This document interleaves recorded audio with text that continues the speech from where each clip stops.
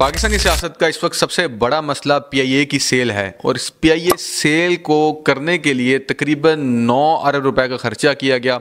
उसके बाद bidding price 85 अरब रुपए रखे गए, लेकिन जो एक बिड मौसूल हुई वो तकरीबन 10 अरब की मौसूल हुई और जिस इदारे से मौसूल हुई उस इदारे पे तकरीबन 200 के करीब एफआईआर मौजूद हैं।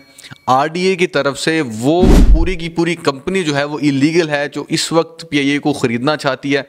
इसके अलावा कोई कंपनी तैयार ही नहीं। इवन नवाज शरीफ ने मजाक मजाक में यह भी कह दिया कि ये हम पंजाब एयरलाइन के तौर पे इसे बनाएंगे और उसके साथ साथ केपीके की तरफ से भी अब इसको बिड करने की कोशिश की जा रही है। इन तमाम चीज़ों के चलते हुए ये जानना बहुत ज़रूरी है कि पीआईए आखिर इस हाल तक कैसे पहुंची, इसकी मेजर वजूहात क्या हैं और आज के दिन जो प्रोपेगेंडा किया जा रहा है क्या वो सच है कि नहीं। क्या 10 अरब रुपए इसकी वाकई कीमत बनती है या नहीं बनती है। क्या ये फ्री भी दी जा सकती है कि नहीं दी जा सकती, क्योंकि मुफ्ता इस्माइल कह रहे थे कि ये पीआईए और स्टील मिल तो हम मुफ्त में भी दे देंगे। तो उस चीज़ पे इस वीडियो के अंदर डिस्कस करने की कोशिश करते हैं। सबसे पहले कोई कंपनी आप खरीदने जाते हैं तो उस कंपनी की प्रोफाइल देखी जाती है। जिस तरह आपको घर देखते हैं तो उस घर की लीज वगैरह और ये चीज़ें आप पहले नोट करते हैं। तो अगर हम पीआईए की प्रोफाइल देखते हैं तो पीआईए ने पिछले साल मुनाफा नहीं लॉस तकरीबन 90 अरब रुपए का किया है। 90 अरब रुपए इसके अंदर हुकूमत ने पंप किए हैं, तब जाकर इसके जहाज चले हैं और फ्यूल पूरा हुआ है। इसके साथ साथ इस कंपनी के ऊपर तकरीबन 750 अरब रुपए का कर्जा मौजूद है। यानी कि एक ऐसा घर जिसके ऊपर 750 अरब रुपए का कर्जा मौजूद है और उसको भी खरीदने के लिए 10 अरब रुपए लगा दिए गए हैं। तो ये इंतहाई एक डिफरेंट पर्सपेक्टिव है जो आपको आमतौर पर नहीं बताया जा रहा। इसके जितने भी एसेट हैं आप टोटल मिला भी लेंगे तो आपको 50 अरब से ज़्यादा नहीं मिलेंगे। लेकिन जो सबसे इंपॉर्टेंट एसेट जो हमें नज़र आता है वो रोजवेल्ट होटल का नज़र आता है, जो कि अमेरिका का एक बहुत मशहूर होटल है। इसके टोटल इस वक्त 34 के करीब फ्लीट है, लेकिन काम 18 करते हैं और उन 18 में से भी 16 ऐसे फ्लीट हैं जो कि बहुत ज़्यादा पुराने हो चुके हैं। आपको एक सिंपल एवरेज बताते हैं कि दुनिया में इस वक्त जितनी भी एयरलाइंस हैं उनके फ्लीट जो हैं वो 10 साल से पुराने नहीं होते, लेकिन हमारे 16 फ्लीट जो हैं वो 10 साल से ज़्यादा पुराने हैं। इसके अलावा अगर हम ऑपरेशनल स्टाफ को देखते हैं, क्योंकि अक्सर देखा जाता है कि किसी कंपनी के अंदर अगर मैनेजमेंट अच्छी है तो अगर एक साल लॉस करती है तो आगे प्रॉफिट में जा सकती है। लेकिन पीआईए क्योंकि गवर्नमेंट का इदारा है तो उसके अंदर यूनियंस बनी हुई हैं, तो आप किसी शख्स को निकाल नहीं सकते। 16 जहाज़ों को उड़ाने के लिए इमेजिन करें इनके पास कितने लोग हुए हैं। 18,000 बंदा 16 जहाज़ों को उड़ाने के लिए पाकिस्तान एयरलाइंस ने अपने साथ रखा हुआ है, जबकि ग्लोबल एवरेज 150 से कम है। पर एरोप्लेन पूरी दुनिया के अंदर 150 से कम लोग होते हैं जो उसे उड़ाने के लिए इस्तेमाल होते हैं, लेकिन पाकिस्तान एयरलाइन में ये एवरेज 450 पे है। और उसकी रीज़न सिर्फ और सिर्फ पॉलिटिकल भर्तियाँ हैं।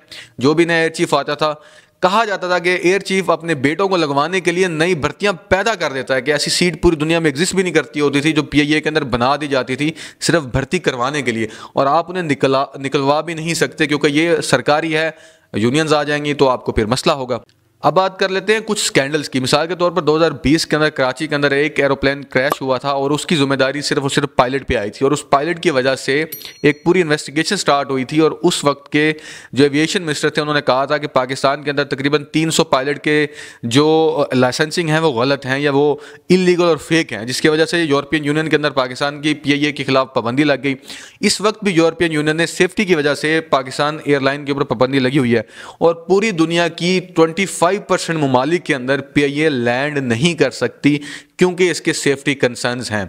इसके साथ साथ क्योंकि पुराना हम जेट तैयार इस्तेमाल करते हैं जो फ्यूल ज़्यादा खाता है और फ्यूल ज़्यादा खाता है, इसके साथ साथ उसके अंदर आपको मज़ीद रिपेयरिंग करने के लिए भी हर साल उसकी मद में भी हज़ारों अरब रुपया इस्तेमाल होता है। आखिरी मुद्दे की बात करते हैं कि पीआईए के इस वक्त टोटल एसेट जो हैं वो पीआईए हाउसिंग सोसाइटी है, 2 होटल हैं जो इस वक्त पेरिस के अंदर हैं, एक रोजवेल्ट होटल है और इस तरह की कुछ और प्लॉट्स मौजूद हैं। लेकिन ये तमाम के तमाम क्यूमुलेटिव भी कभी भी बीट नहीं करती जो इसके ऊपर कर्जा मौजूद है। तो जो शख्स भी इससे ख़रीदेगा वो चीज़ जहन में रखेगा कि मैं एक खसारा शुदा चीज़ ले रहा हूँ और मुझे इसके अंदर अच्छा भला पैसा पंप करना पड़ेगा। लेकिन अगर हम पॉलिटिकल असेसमेंट की बात करते हैं तो इसे बेचने के लिए 9 अरब रुपए लगाए गए इसको एक्सेलरेट और मार्केटिंग एजेंसी के लिए, और फिर भी इसकी बिड जो है वो 10 अरब पे आई और सिर्फ एक बिडर आया, जबकि पहले कहा जा रहा था कि 6 बिडर इसके लिए मान गए हैं।